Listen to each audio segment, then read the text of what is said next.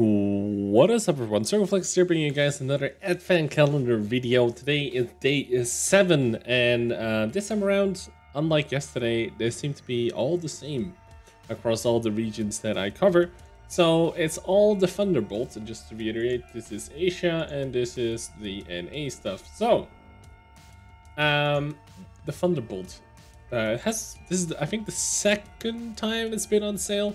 I think this is the first in a series of premium tanks that they wanted to do. I'm not sure where they're at with this. It's like a sort of historical thing where I don't know about the Thunderbolts, but like some important tank commanders or legendary tank commanders kind of get their own tank, stuff like this. So there's this. There's like a Tiger 1 people are talking about as well that might be a premium.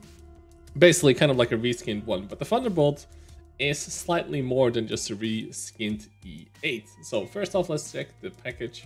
They are, selling it separately. It does come with the crew, because, that's the whole shtick of these things.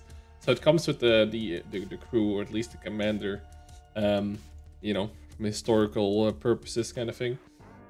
So they come with the perk Brothers at Arms, which is the 0 crew skill, which means that they have Brothers at Arms and you cannot unlearn it, and it learns, so you already have Brothers at Arms, you can just start learning 6th Sense at the same rate as you would any normal crew without Brothers at Arms. So it's one of those special crews that's really nice to have. That's something to keep in mind. The price is like, this is about, what, 14 euros or something.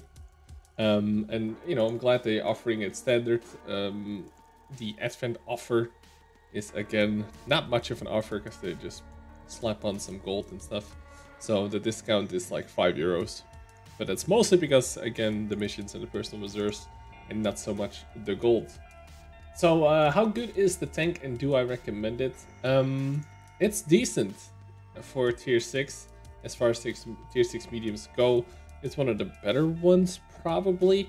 But again, the problem comes in depend on the gun. 128 to tier 6 is simply not enough, especially with all the super heavy meta coming around. And the super heavy is basically already at tier 6. Like, look at OIs.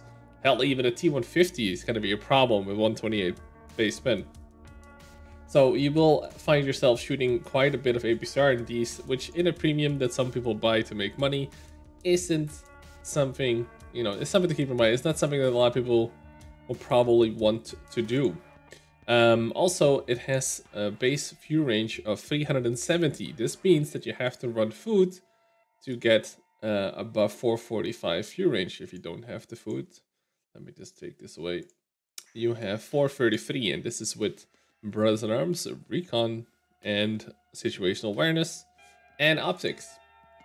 So the one way you can work around this is by using the binos, but let's be real, you can't really play an E8 with binos. So you're probably going to run food, which again cuts into your profits quite a bit. If you run it like this, if you get good matchmaking and you can use actually the normal AP, you will still make a little bit of profit.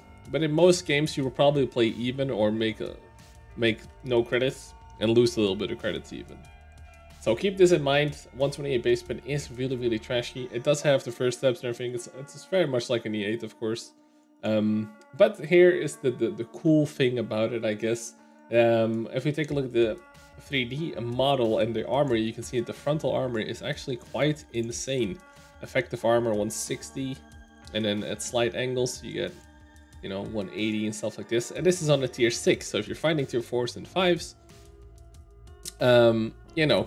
it is quite good, especially against tier 5s and even tier 6s.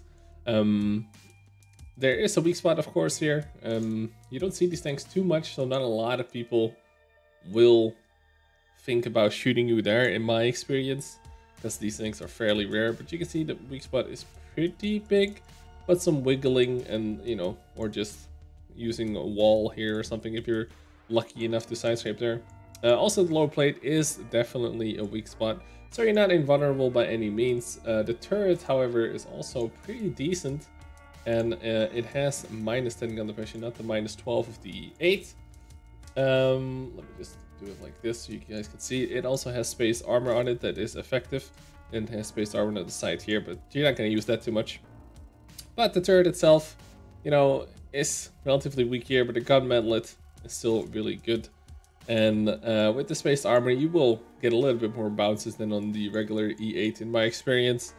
So overall, you know, it's a decent tank compared to the E8 and the Fury and my favorite tier 6 medium though.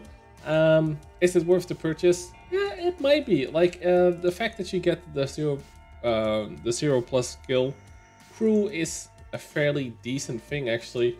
And this is one of the cheaper ways to get it, right? This is about 13 euros. And you get the full crew with Brothers in Arms. You know, that is like 800-ish gold as well. And then with Brothers in Arms already trained in there, which is really nice. As a 0 crew skill. And that was a weird meaning, but by now you should know what it means. That is it's decent, right? If you you almost want to pick it up for the crew. And the tank itself is okay. Tier 6 matchmaking currently, you know, it's not in the best state it's ever been, but it's in a decent state. If you're really strapped for cash though, and you just want to buy a fun tier 8 or a fun tier 6 premium, I would still wait for the Cromwell B that will likely be for sale this Christmas, right? I think the Cromwell B is by far the most fun tier 6 premium in this game, by far, like leagues ahead of everything else. That and probably the Type 64, but you can buy a Type 64 whenever you want. So yeah, is it worth it? It's actually decent. It's not actually, you know, a discount or anything. I mean, this is not on discount, but it is rare. The crew, getting this crew for the Americans is nice as well. So it's something to keep all those things in mind when you want to make this purchase. I'm just giving you guys the information. It is not a bad tank. It is not a great tank, but you know, the offer is fairly decent considering the crew, and the tank you get for this price is, for World Tank standards, is pretty decent. And of course, it's the same everywhere. Everybody gets the 0 crew skill. They call the Brothers in Arms crew here. They call it the 0 skill special Brothers in Arms crew here. So yeah. Anyway, it is pretty decent. As always, I hope you guys enjoyed these little videos. Back tomorrow, of course, with day 8. We're gonna do every single day here. So don't forget to subscribe if you haven't already. And yeah, that's about it for today. Thanks a lot for tuning in, everyone. I'll catch you guys later. Peace out.